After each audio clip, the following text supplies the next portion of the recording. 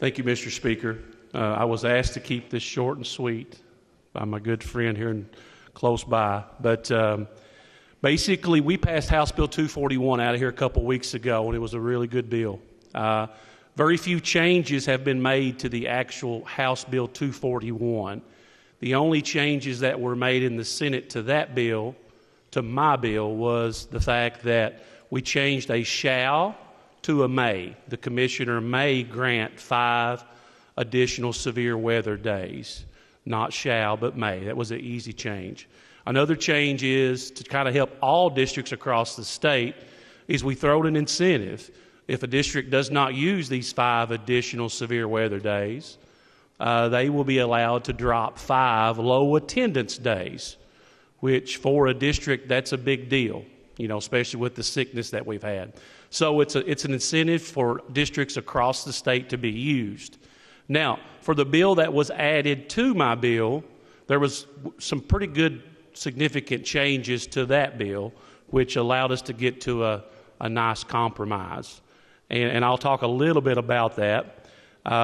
Like I mentioned, in testimony, I'm not against virtual instruction. Virtual instruction, if it's done right, can be a good avenue for some students, but it's got to be done right. So what our negotiation brought forth is that now there are some guardrails put up with the Cloverport School District. It allows them to remain open, but as long as they remain in the bottom 5% of schools at any level, so that's elementary, middle, or high, if they remain in the bottom 5%, which some of their schools are at right now, they cannot grow any more students. Their enrollment cannot increase. That's going to allow them to make sure that they are ready and prepared before they start to grow with additional students enrolling in their district.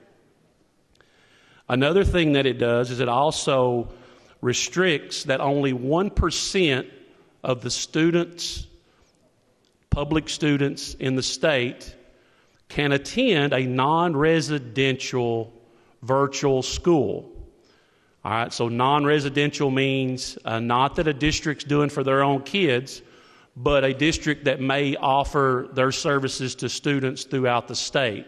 So we've put a 1% cap to where only 1% of the state's population, student population, can enter an agreement with a district offering non-residential virtual instruction.